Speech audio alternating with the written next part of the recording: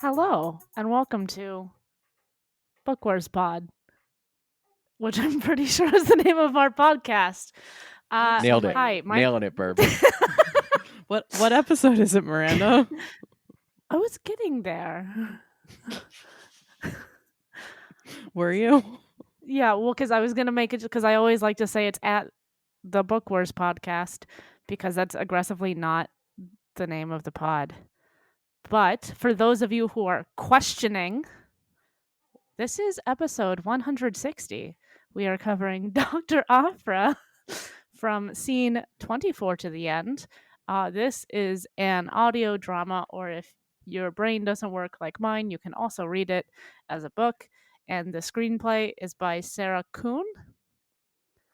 According to the, I just discovered this week. According to the audio drama narration, it is pronounced Kieron. It's written by Sarah Kuhn. That was Chris. Kate and Kristen are also here. They put me in charge of the intro.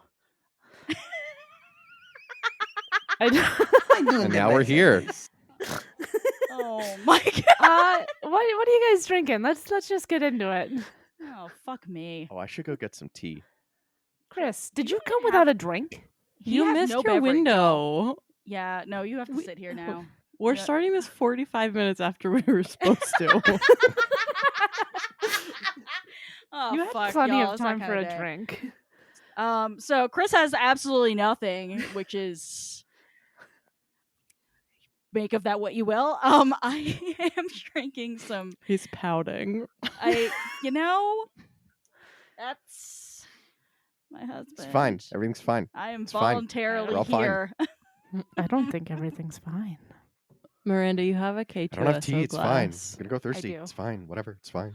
What is in your K2SO glass today? So first of all, it's K2SO, and then on the other side, it's gin. Urso, not gin the drink. We do not drink gin in this apartment. Damn, okay. And I have two of these, and then I have two that have a stormtrooper and like whatever the fucking death trooper is on the other side. My sister got them for me for Christmas in 2018. No, a good earlier gift. than that. Earlier than that, I think. Whenever Rogue One came out, 2017. Yes. 2016. It was 2016. We're doing great. Life is a blur. And I'm trying to remember, like I'm doing my years based on where I lived, as in which apartment, and it was definitely 2016. That is the year that Rogue One came out. They are a great gift. But in it, I do have a drink. I don't just have an empty glass. I got a fancy 1 pint bottle. It is from our friends at Double Mountain Brewing, which is over in, I think they're based out of Hood River, right? I think so. I know they have a place in Hood River. Let me see. I think they are based in Hood River. That's where their big one is. Yeah, so it is Killer Juicy, and then in very small letters, clearly not hazy, fresh hop IPA. Love it. It's really good. Where are the notes? Fresh hops, straight off the vine, lend their dewy aromas of sticky mango, ripe orange, and summer peach. With hops this fresh, it's the right decision. Clearly, there's some poor grammar on this. Should have paid me. Maybe They were will. drunk when they wrote it. I mean, fair. It's good. I mean, it's only 5.4% alcohol by volume, but it is pretty good. And they have some other good beers as well, including strong IPAs. So, love that. Is anybody else drinking anything, or did we just all show up with nothing? I have green tea. I want it to be known that we have been recording for less than 5 minutes, and Chris has already shown up with no drink, talked over Miranda and threw something on the floor that sounded very heavy, and I don't know what it was. I just dropped my phone on the floor. It's all fine. Why are you throwing your phone on the ground? I'm sorry. Sometimes Where it is falls your out of phone your more hand. often than not? What if you eat my entire ass? That's a great point. Holy crap. Kristen, what do you got? I am drinking Spindrift grapefruit, but Fuck I yeah. mix it with more Vodka? other plain sparkling water. Everclear? It's too flavorful. This gets a little for too me. crazy for you. It's too flavorful for It's me. a I Tuesday can't night, you take know. it. It's a little I know. spicy. It sounds Yeah. about white. It's too seasoned. Yeah, no, anything that has like real fruit in it, I generally water down because otherwise it's too It's sweet. very I can't deal with strong. sweet. I know it's a strong flavor. Spindrifts have strong flavor. because they use real fruit instead of the extracts. So Fucking God. I know. Sure, Listen, that'll just happen. it is what it is. I I die. came with something besides water. Okay, I tried. You know, Technically, you know it what is you still came- water. it's it's flavored water, and you came with anything. It's true. It's true. Oh, cool. Good job, everybody. Chris, are you gonna tell us about our thing, or I Kate? Do you think want he to tell us is. about the cause, or just Miranda? I'm That's very the next stupid thing in the and should outline. stop leading the conversation now. Oh I my can. God. It's been going well so far, though. It's been going So, great. as a What is reminder, happening? for this book, while we read/listen to Doctor Aphra by Sarah Kuhn, we are encouraging people to look into and donate to the hashtag Books Save Lives campaign. We need diverse books. It employs a 3-pronged strategy to directly address book bans and champion diverse titles. It's raising awareness, providing resources, and creating positive change while supporting the educators, authors, and children most affected by the book bans in conservative states. So you can go to diversebooks.org/programs/books save lives and support them there. Pew pew pew. don't- Indeed. Donating to them means that you can just preemptively stick it to your uncle that you hate at Christmas or whatever. So I was gonna say shove it up Mitch McConnell's ass, but that works too. Just I like that. tell your uncle you're personally making children gay. Spreading the gay agenda. I think they think that about me already. I mean, they're not wrong. It's just that it's just that no one should have a problem with it. Herb is a well-known agent of the gay agenda. Oh yeah. Oh yeah. I am here to spread the agenda. Speaking of gay agendas. You know what? That's pretty good. That's You know what? pretty good. That's I like far it. from the worst segue we've I ever like had on it. this pod. I like it lots. So Doctor Aphra, super gay. We love it. Oh man, so we finally God. Okay, so we finally get to the part. I just like she's so fucking gay. It's just like how does this not? Just like she like is that y'all have seen that GIF like that's like a made in like paint of the guy like barfing a rainbow onto somebody. Yeah. That's her. That's she's barfing the I love gay it. all over the galaxy. Just everywhere. Prison. Ship. Darth Vader. That should be my Wookiee noise. I can't even talk right now. Oh my god. This is all right. We're having a day. This is the quality content y'all have come to know and love from us. What I was gonna say was, that moment where it's finally revealed that she's like this entire narration is for Sana was just like, I don't know. It was like I'm just like this is probably like low-key one of the most romantic things in Star Wars like ever, like actually. And yeah, I know she did all this for a girl, and I just like I am obsessed with that entire concept. Like That's a mood. right. My my favorite part was literally, I didn't make this recording just to tell you that you look great. Me. Yes, you did. Oh, at 1000%. Yes, you did. 1000%. Oh my god. It's That's excellent. That's exactly what this is. This recording is a love letter. I do not make the rules. Mhm. And Also, like it's true, a- so I'm especially not making the rules. yes, and a lengthy one at that. So we were talking last week a little bit about like Aphra as a character and how reliable she is a narrator. So, and also like did whether or not we thought she was even like narrated to somebody in the first place, just like because in the first half. So, um, yeah, I guess the question is like how did this like reveal kind of change your framing around the story, Aphra's motives, Aphra's reliability, etc.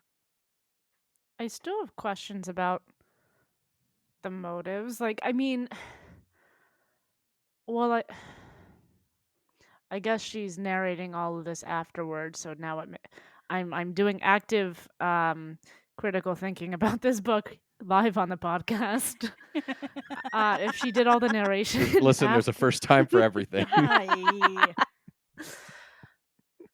I mean, Lord. things didn't super end well with them. In the actual action part of the plot. And like I too, if I were, a galactic doctor of archaeology obsessed with my ex-girlfriend, I would absolutely do that. I don't like with I think the goal or the point of it is like for Sana to listen to it after Afra dies. So I don't know, like, other than in I've always loved you.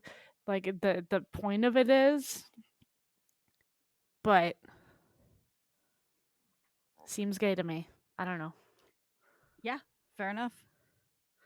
Yeah, I mean, I think it's like a mix. Like on the one hand, it's not like Lando narrating the Calrissian Chronicles and Solo levels of like self-aggrandizing, but also I think there is an element of like making sure she looks cool or like highlighting the aspects of herself that look cool.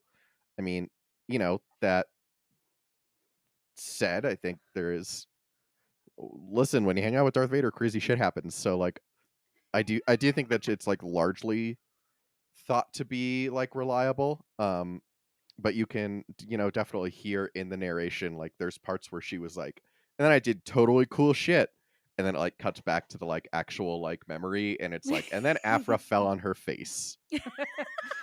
Can't relate. I think knowing that she is addressing this to Sana, for me, like going back and thinking about all the stuff that she's talked about in part 1, like a lot of that stuff is like all the way embarrassing that she like did not have to bring up. She'd be like, she didn't have to be like, I absolutely did not fall into a window and get in trouble with a professor in grad school. That wasn't me. Like, she didn't have to be like, I fell off the Washington Monument in the middle of Space College on top of you.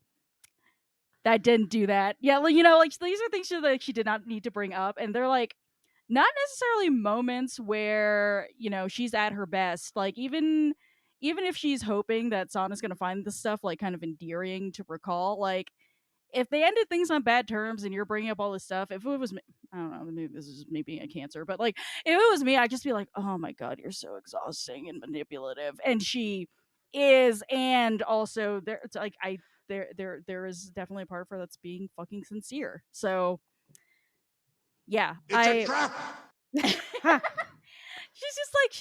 she's such a multi-layered character because there's the bravado on the top, there's the trauma and the hurt that causes that veneer of like I'm just going to do crime and not care about anybody, and then the trauma also creates this even deeper layer of like I am desperately lonely and I have been for a very long time and I don't know how to connect to people and this and that. So yeah, I many things.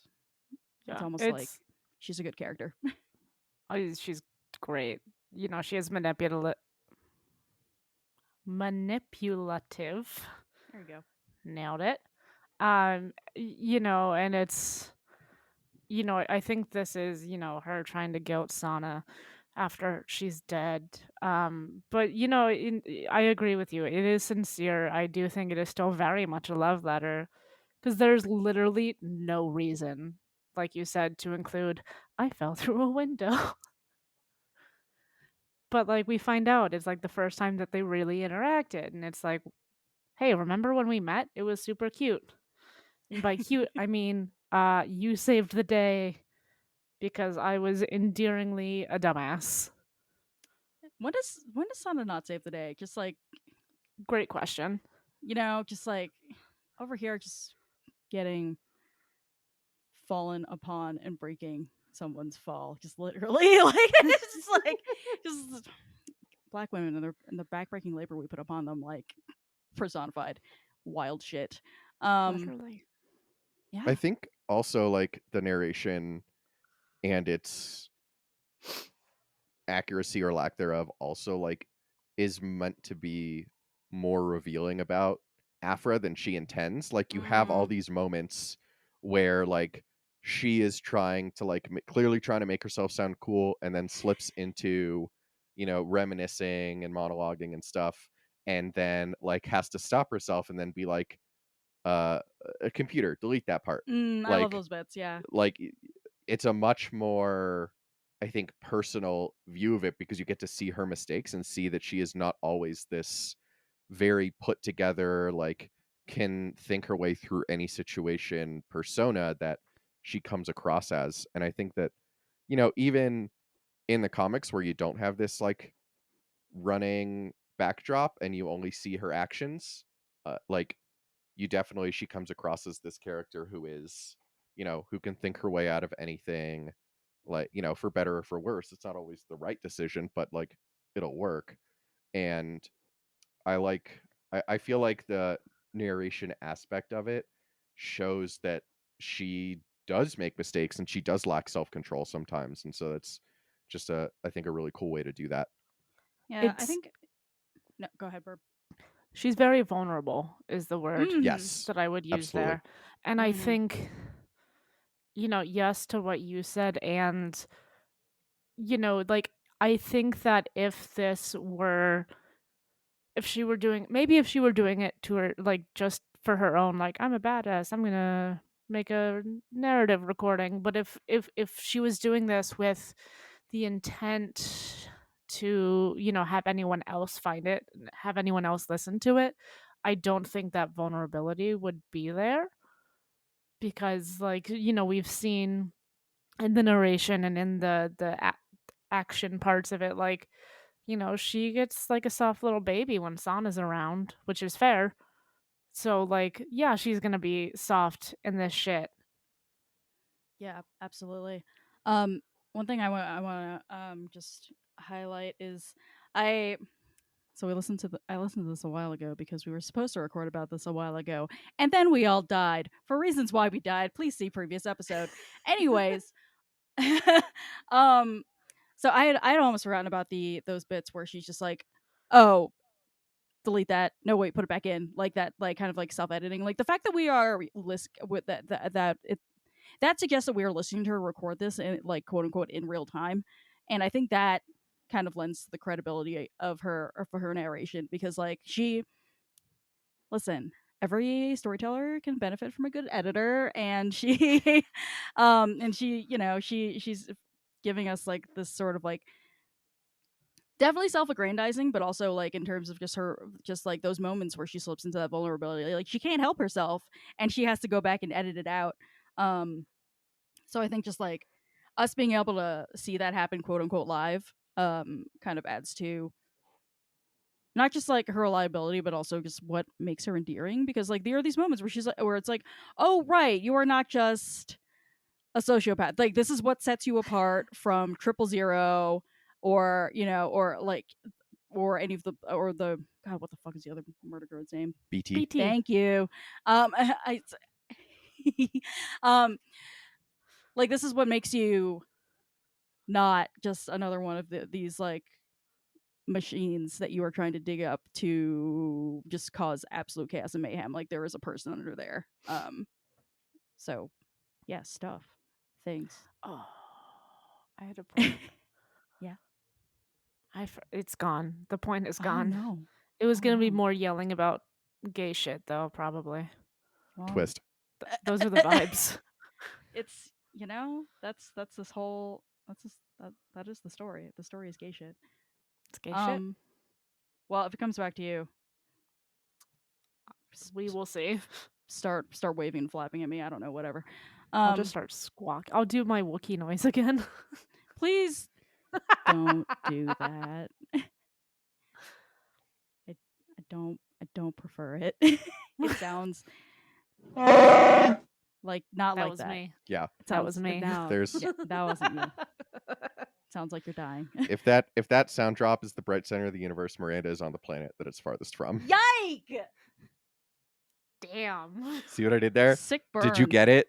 Oh my god. I'm gonna leave this podcast, man. I know. That's just burp abuse. Shit. Oh Came my out for a good time. I waited Oh for my you to show up without a God. drink. And I am feeling so attacked right now.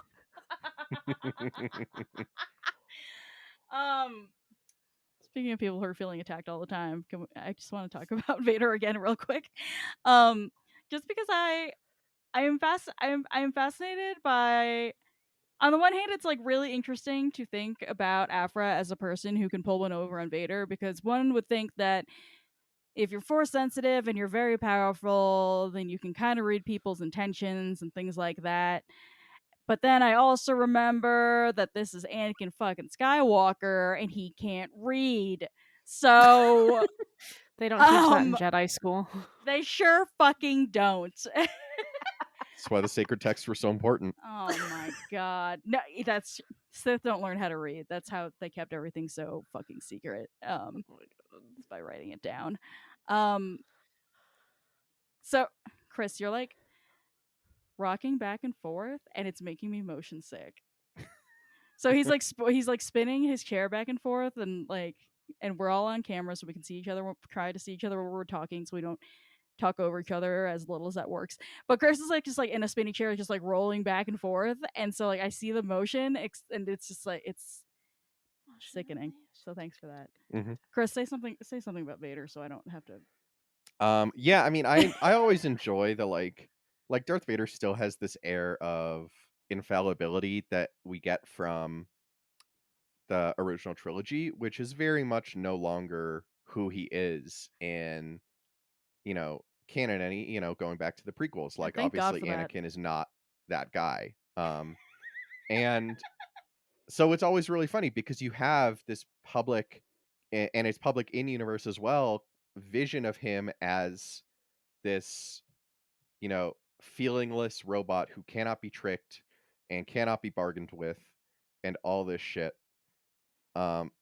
And then you get someone like Aphra who like will not take no for an answer, like to the point where it will kill her one day with her arguing against it. And so you do have her kind of like triggering some of Anakin's insecurities, like making him feel like he might have made the wrong decision at some points, like in like trusting her or not trusting her. And so it's like, I don't know, it's always just like a very funny, it's like a, I don't know, they have a very like big dog little dog friendship vibe between the two of them. Oh my god, I kind of love that. Please say more. Just like, he is the protector and the one who everyone's afraid of, and then she's fucking scampering around in the background, barking and annoying people, and actually like accomplishing shit. Just stealing millions and millions of credits.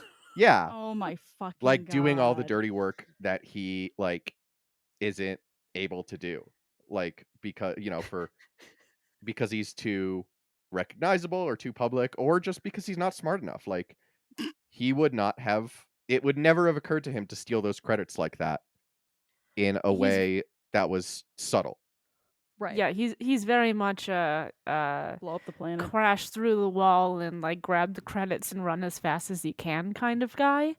Yeah. More like accidentally blow up the entire fucking ship and the credits are melted and they're worthless now kind of guy. Yeah. Like Anakin Also is that. well, look at it this way. Nobody else has the credits kind of guy. Oh my god, that's We and stopped you've the just summed Empire up- from getting the credits, Obi-Wan.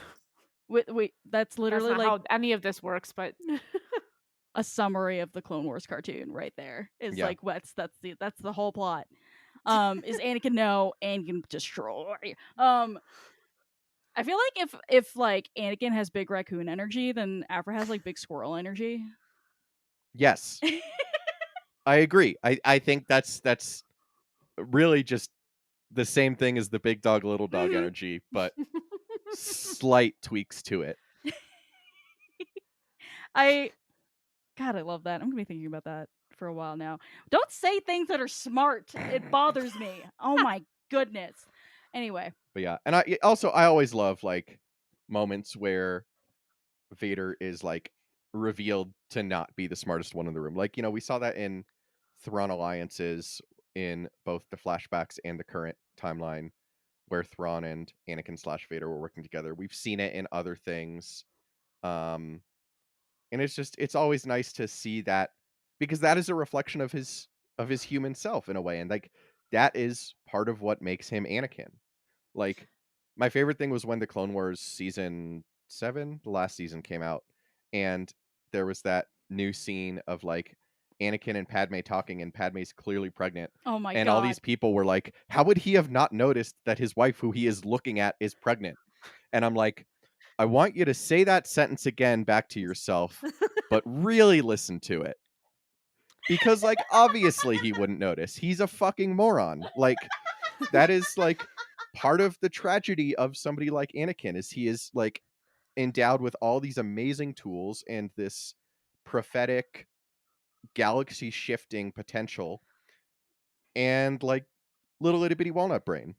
Like, He cannot think of more than one thing at any given time. this is correct. So just- like He is Doug. He is Doug from Up. There are so many memes about how he and Ahsoka and Obi-Wan just like pass the brain cell around for the entirety of the Clone Wars cartoon, and that is so like orange goddamn true. cats. I was Correct. just gonna say they are all orange cats. They are orange cats.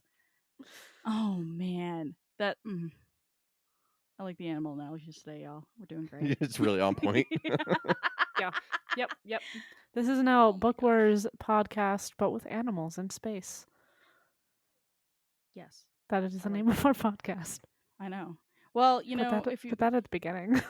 listen, Tales of the Jedi just put a new like flavor of Tuca cat into the canon, so I just want one so bad. Can't have enough Tukas. They look so cuddly, even though I know they will scratch my eyeballs out because they're So you're feral. gonna get murdered by one of those, I babe. know. All right. Moving a little bit away from just deep analysis of character, there are a few cross media connections that we can point to here. We talked a little bit about Chrysanthemum already. He shows up in Book of Boba Fett, which is his first live action appearance, because he originates in the comics. He's just ridiculous. I just love his character so much. Like I feel like we don't know a ton about him, or maybe we do in the comics, which I don't really read. But Chris, you can correct me. We don't by this point. There is more since then that has Okay. come out, but Okay, fair enough. like or rather there wasn't stuff that was skipped in this audio drama that was in the original Vader run. There Yeah. are future comics after this original Vader run came out that talk a little bit more about him. They like just talk about him being a gladiator, or Yeah, basically. Oh, okay. Which is basically slavery, which is always Sure good. is. Wookiees famously, have great times Mm. with that. Right. Yeah. So there are like some like facts about his life. Honestly, part of the reason why there are a lot of reasons why I want a season 2 for Book of Boba Fett. But one of them is because like I think Chrysanthemum is a really interesting character. Like obviously he was like created to be like evil Chewie, but I think he's like there's a lot of potential there for him to kind of like grow beyond that. Especially because obviously that he's got his like conniving like evil doing crime side, but there's something in him that Aphra connects to, or she thinks she connects to, in terms of his like traumatic past. And I don't know, I just think he's neat. I don't know. I loved that part though. Every time, and like, I'm probably projecting the vibes onto it because I did not actually listen to the audio drama. But every time she's like, we made eye contact. He feels it. We have a connection. I'm like, get it. This is very funny. You are just projecting friendship onto this Wookiee. I do love that reading of it. No, I mean, I also find him really interesting because, like, I mean, we've never seen, at least in canon, I don't know the depths of Legends, but we have never seen a prominent, at least evil Wookiee before. And so that Mhm. in and of itself is fascinating to see, especially since, like, in a lot of the depths of Legends, Wookiees kind of acquired this very, like, colonialist, like, noble savage Ugh, awkwardness to it. very icky. And so, like, seeing someone like Chrysanthemum, who is like Chewie's foil, who has, the intense strength, the, unshakable loyalty in, the face of getting nothing out of it, uh and, all these qualities, but is also, like, firmly committed to a life of murder and crime. He just wants to commit violence. Yeah. And so, It's like, fair. that is fascinating to me. And it's also it's interesting with Aphra too, because, like, in her own way, Aphra is a foil of so many of the good characters that we see. Not like a one-to-one foil like we see necessarily with Chrysanthemum and Chewie, but, like, there's elements of Leia in her for sure. There's elements of Han Solo, which is, like, part of the reason that scene in the second half of this book where they're, like, shooting at the fucking bees nests over each other's heads is fucking hilarious. Incredible. Like, it's like, this fucking idiot who would do something. Oh fuck. Like, Oh fuck! Now we're both running. Okay. yeah, Crunch. yeah, and yeah, and then fucking banging into each other like a fucking Looney Tunes cartoon. Yes. Like, so so fucking it's like, I think Chewie is a great foil to that, and then obviously, like, taking that even further, you have 000 and BT. Like, you have, like, the hero idiot squad and the evil idiot squad. Like, and God. so I love that we have Chrysanthemum as a part of that, but also, like, I agree with you. Like, Chrysanthemum is one of the main reasons I want a season 2 for Book of Boba Fett. I want a season 2 for Book of Boba Fett for many reasons, and all of them are unlived up to potential in season 1. Mm. It just, I'm of the opinion that it was fine, but it could have been so much. It could be so much better. Mm-hmm. And so, like, I'm excited to see more of Chrysanthemum's actual personality. It'll be interesting to see if they do come back and bring him back in live action, if we get a firsthand view of some of his past and how he got into, bounty hunting and enforcing for the Hutts and things like that.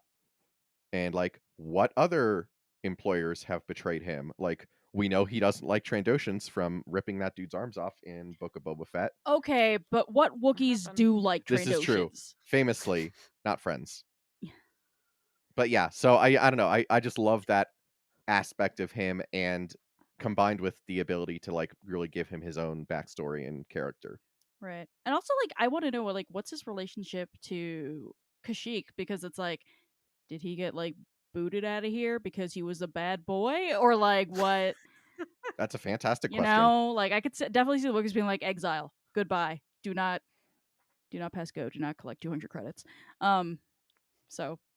Yeah, because all we've seen of Kashyyyk is this very strong, close-knit, like, tribal Mhm. community, which, again, like, is it very stereotypical and, like, kind of colonialist, like, orientalist view of it? Yes, but also, like, that is what we've seen in canon, and he very clearly doesn't seem to fit into that in his current form. So it'll be interesting to see how, if we get the chance, how that plays out. I also want to see his relationships with like different characters, Mm. especially because like this one, it's pretty one-sided. Like the view that we get, other than just regular like, hey bounty hunter, do you want to go in on a shit with me? I'll give you Yeah. more money because I like you. And so like, I mean, it's probably just going to what you said, Chris, about his, personality and stuff, but very interesting. I hope we see more of him in many media. Do, do, do. Indeed. one other just connection that I want to talk about quickly. Aphra gets thrown into Sunspot Prison, which is this really infamous detention facility, abolish all prisons. Come on, rebellion. Anyway, so the rebels take it over from the Empire and they throw people in there, and it is known for being extremely unpleasant because it gets fucking hot in there and then you just roast. It seems real bright. I feel like you Uh-huh. can't sleep there. I think they Yeah. mentioned not being able to sleep there, which is like an actual torture tactic. Is Yeah. sleep Yeah, like let's deprivation. literally just leaving the lights on Mhm. all the time I've is like seen shit they got in Zero trouble Dark for at 30. Guantanamo. Yeah. Yeah. Yeah. So yeah, it's like it just sounds enormously unpleasant for many reasons. Speaking as a person who sweats too much and really likes to sleep, but we have seen Sunspot Prison at least in one other place, or have had it mentioned in one other place, which was in the Battlefront video game. When Iden and Dell are thinking about like planning their defection, and they're just like, "What if the rebels just throw us into jail? We could go here, and it would fucking suck." Um, just I don't think we've actually like had the full Sunspot Prison experience, as it were, though, before we get to Aphra. So just hanging out in there for a few scenes just really paints a picture. It doesn't seem great. No. It's Also, very it funny seems like because sorry, go ahead, Burb. it just seems like everyone dies also when they're trying to like do whatever fucking escape nonsense is happening. Yeah, that didn't go well, did it? Seems like a bad place. Yeah. It's very funny, and it a bit of a digression from Aphra specifically, but like it is funny how there's this whole plot line in the comic, and now that gets kind of halfway thrown into the audio drama from Aphra's perspective about no, we don't kill people, we do this humane alternative of keeping them in a like massive floating torture chamber instead. And it's like just the lack of imagination of white Star Wars creators to imagine a post prison society is just very funny, and not It does not exist directly this, but it's just when Leia's arguing for it, I'm like, yeah, this was a choice. Yeah, no, it's funny in that kind of way, which is just my favorite. It's I could galaxy brain and say that says something about, the Rebel Alliance, and are they better than the Empire? Like, yes, but it's not a great thing to do if you want to be the beacon of light in the galaxy, and then you're literally like, ah, yes, a beacon of light. What a great way to Right? keep our prisoners in line. Just they were having this discussion, somebody gives that like inspired speech and mentions that phrase, say that again. That gives me a great idea. Oh This my was so not the point of this conversation. God. Help. But yeah, no, I mean, and I think there's something to be said for the fact that it's a secret facility. Like, so the existence of Sunspot Prison is not a propaganda victory for the rebels. They don't like, talk about it and say, we have this war criminal in Sunspot Prison because, at a certain point, Tactically, like, terrible idea. yeah, well, and also just like again, like there's levels. The Empire and the Rebellion are not the same, etc. Disclaimer, but like oppression is oppression, and like you don't want to paint that picture, and it's very intentional that they don't do that. Mm-hmm. It's the same reason, like thinking of Andor, that Luthen stays behind the scenes because you don't want to think of the Rebellion and the Aldhani heist as things that are calculated and things that were intended to have this negative effect of getting the Empire to push back.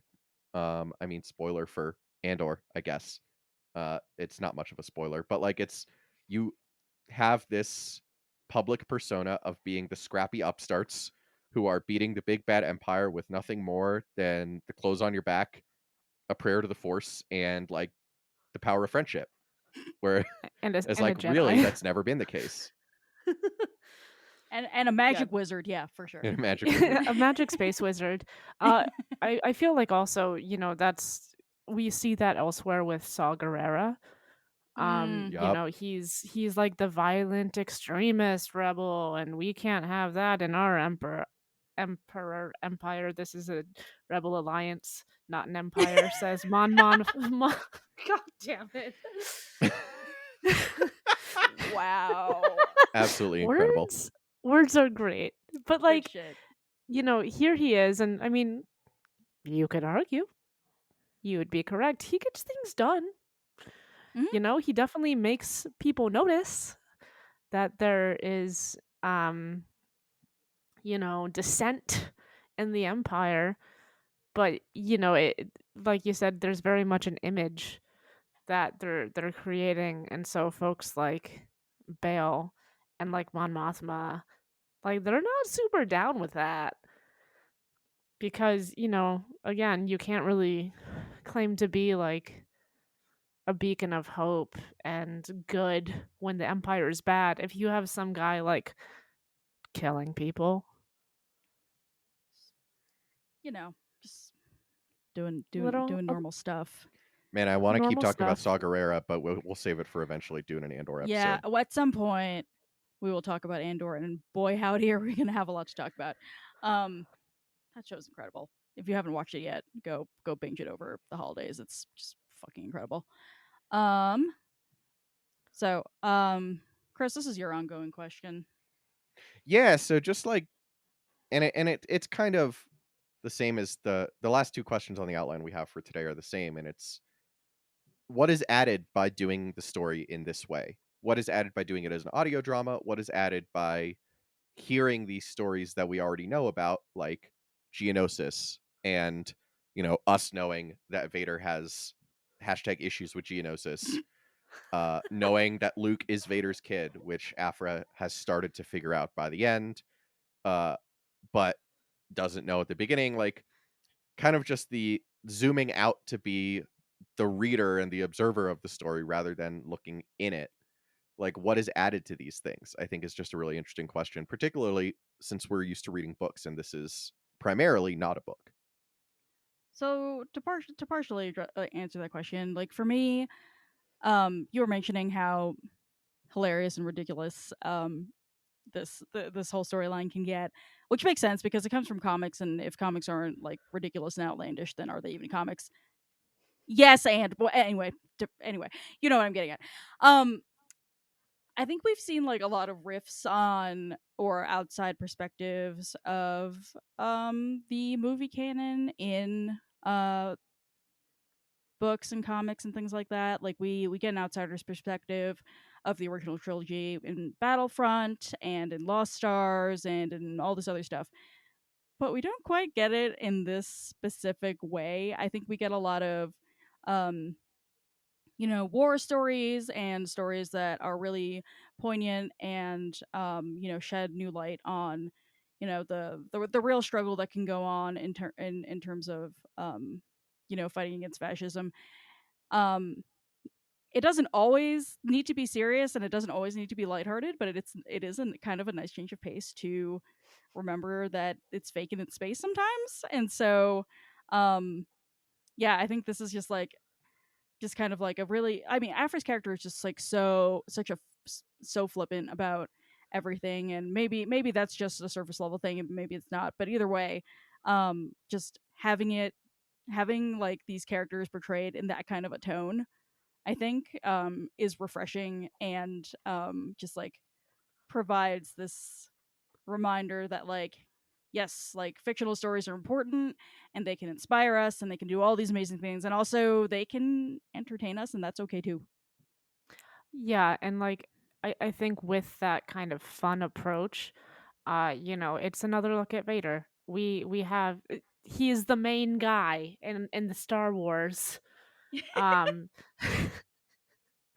and we see it like it's stories like the Thrawn trilogies, where you see someone else kind of taking Vader in, and I love that it's always like this guy's a fucking dumbass because it's Anakin Skywalker and it is correct. And Afra's like, what's happening here? Like, she's kind of approaching him, and it's refreshing because the way she approaches him is so flippant, that it's it's just wild to me to see someone approach the most feared man in the galaxy. Like, we're friends, right? You feel it? Oh, yeah. Projecting friendship? Yeah. I don't know, but we all know I love world building, so Yeah, I think I completely agree with what both of you said, and Kate, I think in particular, again, just I clearly have Andor on my mind, but like it goes back to this question of like, does everything need to be one thing with Star Wars? Like with Andor, there was a lot of conversation about, this feels nothing like Mandalorian, like a lot of people being like, this is better than Mandalorian, like I wish everything was like this. And it's like, and again, we'll expand on this in a different episode that's more suited to it, but like, no, because if everything was like this, then it wouldn't be special. Like, this works because it is different. Like, it works because we so rarely get the voices of characters that aren't main characters. And Aphra is like, she thinks she's a main character, Oh, but she is. in the scale of the galaxy, she is, a bit player. She is an also ran. She is somebody who goes alongside, like skirts alongside the boundaries of the story. And she wouldn't really work as a main character for that reason, because her entire life and career is hiding in the shadows and those boundaries. And I feel like that makes her a more interesting character. And so doing it like this kind of contributes to that feel of her being different as a character, not just it being a different story because it's comics or whatever, or because it's a different character that we've never met. Sidebar, can we talk about how like Vader's entire Spotify Wrapped is like Evanescence and Taylor Swift's Reputation? That's it. That's all he listens to. I swear to God. Oh my god, you're so right. you can't wake him up inside. I don't think. I know. It's A lot of just, Simple I think- Plan. ooh, I think ooh. No, that's just an shut Anakin up. move. I guess that's pre-Vader. You're right. You're right. Yeah. Okay, but like, Uh, what's that thing where the music you listen to when you're like 12 to 14 is the best? Like the music that sticks with you. Not me listening to a lot of Good Charlotte this weekend. Oh God. My Spotify Wrapped is so fucking embarrassing. Like I don't even want to talk about it for that reason. So anyway, yeah. I just hear all this. Yes. But like it's it's Anakin. You cannot wake him up inside. He's made of metal. He absolutely listens to the Imperial March on Spotify before any particular mission, like just to pump himself up. Oh no. He is his own hype man. Oh no. Oh my God. That's so upsetting. Plays it in his head as he's like walking in. Like, we just think it's the soundtrack. Because like that's how movies work, but he Right, hears it's that when just- he's like breaking into rebel ships. Yeah, Exactly. Yeah, fair enough. God fucking damn it. Sorry, you being like you can't wake him up inside because I'm just thinking of like my favorite like meme or whatever the commentary or whatever you want to call it on the Obi-Wan show was somebody being like Obi-Wan was just like out here trying to be depressed in retirement. Now he's being chased around by an angry refrigerator, and and that's all I'm ever gonna think about. He's a very angry. I don't think he's my a good God. refrigerator, although maybe, considering I I almost think called it Mordor. I think the egg would be a good refrigerator. Like it seems Yes, the preservative. egg is a very good refrigerator. Listen, the dark side of the Force is the path to many abilities some consider to be unnatural, like being like being a a refrigerator. kitchen appliance. cooling abilities. Well, that all that equipment has to heat up, like a cell phone. It's true. When you What have I play done? too many games. What Scroll have I Twitter done? for too long. Oh God. Oh God. Like, man, Vader's just out here on the weird part of like YouTube, just listening to like weird fucking like incel screeds and stuff just to make himself feel better. Anyway, going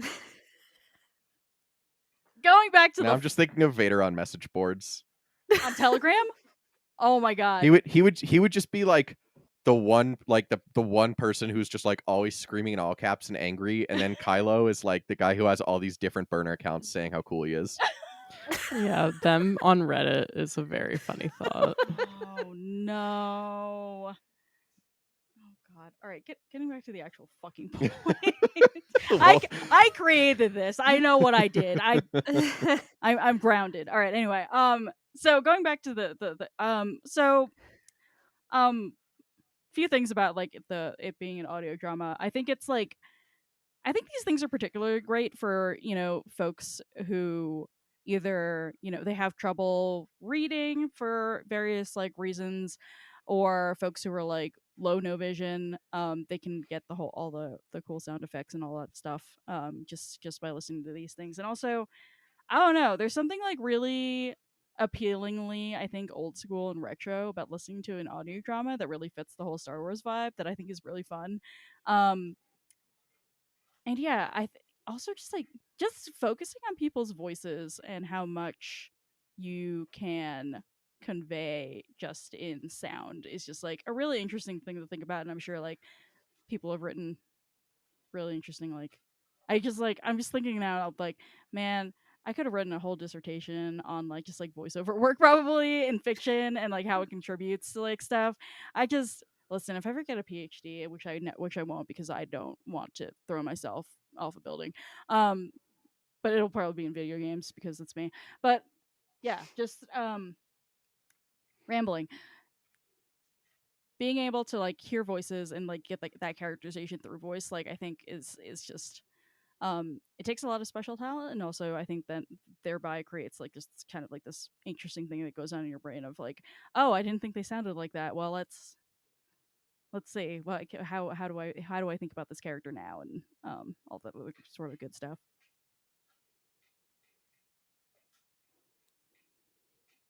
Just nodding, real good for. I famously podcasting. did Yeah. not listen to this because Right. I can't. I'd have to focus on it, Yeah.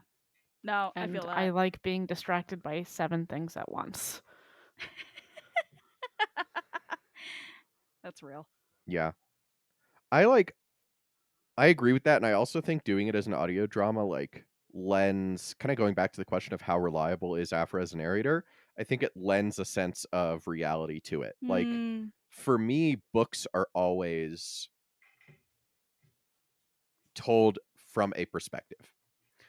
And the fact that that is the case means that they are not always reliable. And particularly with Star Wars, and when there's thorny questions around canon, and like these two events don't match up exactly between two different books that were written, out of universe by two different people and all this stuff.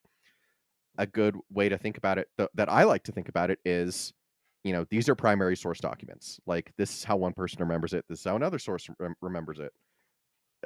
People's brains do different things. Memory is fallible. Even if people don't have agendas, they tell different stories, and a lot of times they do have agendas, and so that's a good way to think about it.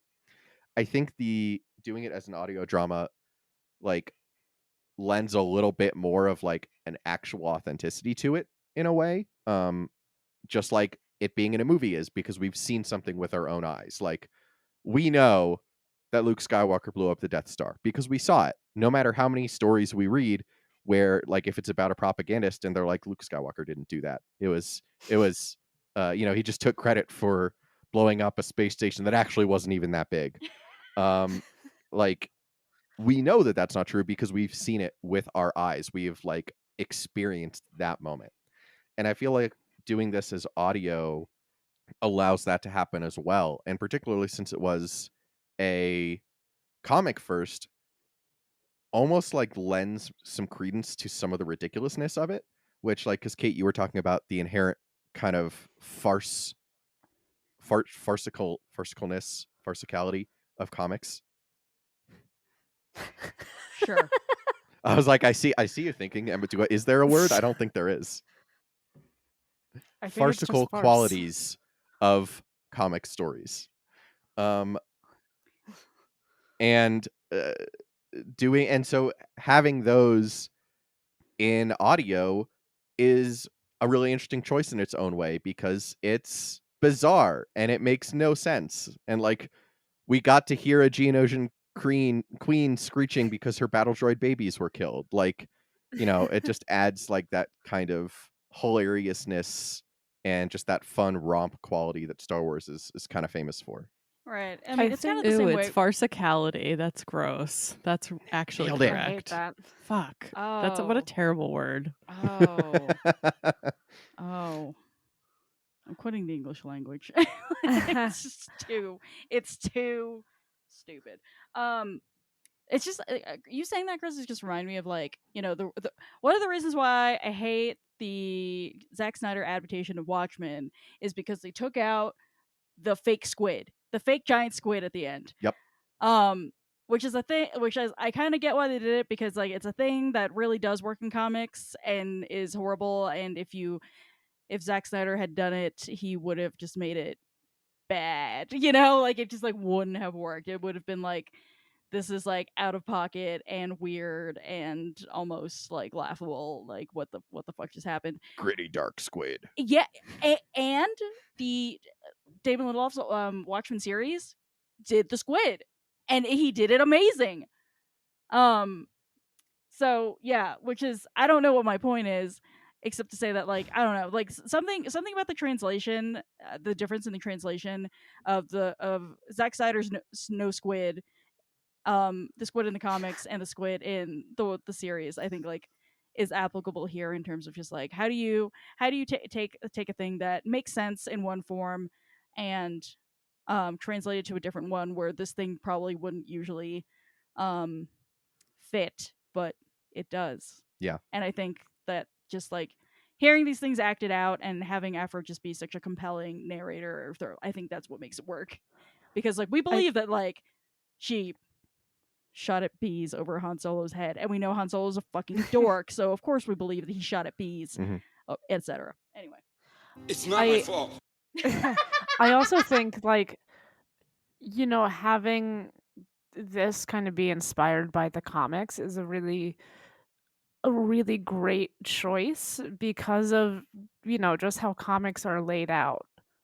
Like this isn't someone reading a comic to you, but it kind of, you know, you get the kapows. yeah.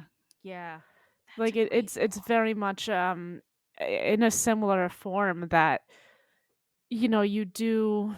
I mean, you can read all the kind of setting and background stuff in any old book, but that's like a notable feature of comics is that, like, you know, they're kind of showing them as simultaneous. Like, you know, there's like the action word or yes, what's onomatopoeia for punching someone. that I don't know. Yeah, I know what you're saying though. Yeah. No, absolutely. But I just think that is a thing that I thought of while we were talking about this audio drama, and that is not a book, as I keep calling it. Great. That is a great point, Burby. I like. Yeah, no, absolutely. I think it captures that, like the, you know, like the text in comics comes in little bursts, and like you do get those little bursts of like sound effects, and just like as you jump from speech bubble to speech bubble, like you switch in your head like the voice of the person who's talking. I don't know, like all these little things that you like unconsciously do in your head absolutely gets like translated in a very similar way to the audio drama format. So yeah. Yeah, cool. And like personally, you know, I did when we did Dooku, I did actually listen to that, and it's, I don't know, for me it's like much easier as the audio version because, you know, there's so much going on that I don't know where to look. Like you can't read two things at one time, but you can hear two things at one time. So I think that's just neat. Yes, agreed. All right. Well, I think that. Are we done? I was going to say, I think that takes us to the end of this episode. Thank you all so much for listening. Remember to stay safe, mask up, get your COVID booster if you haven't, and a flu shot before you do any traveling for the holidays. There's a whole lot of cooties going around, y'all. Yeah, it's bad, funnily enough. We are still deciding what book we're reading next. But thank you for listening to our discussion on Doctor Aphra by Sarah Kuhn. We will post on Twitter and Instagram what our next book is with plenty of time in advance so you can read along with us. And in the meantime, if you have the means and wish to do so, please first and foremost donate to the hashtag Book Save Lives campaign at We Need Diverse Books. Then, if you want to support us, you can donate to the Tasha Station Radio Patreon or give us coffee at ko-fi.com/bookwarspod. It really helps us cover our hosting and production costs. For our theme song is Whiz Bang by Poddington Bear. Our logo and artwork are by Joe Butera Design, and our audio and production are done, as always, by Kristen McDonald. For all of us, Argos, Jasper, Orca, Tony, Miranda, Rana, Kate, Kristen, I am Chris. Thank you so much for listening. You didn't say me. I said Kate. No, you That didn't. was the second to last name I said. I don't think right you before said it. Kristen. All right, you know Roll what? it back. Luckily, we have a recording. I don't. Anyway, bye. I didn't hear it, so it don't matter. Oh, nice. Fuck you, Chris.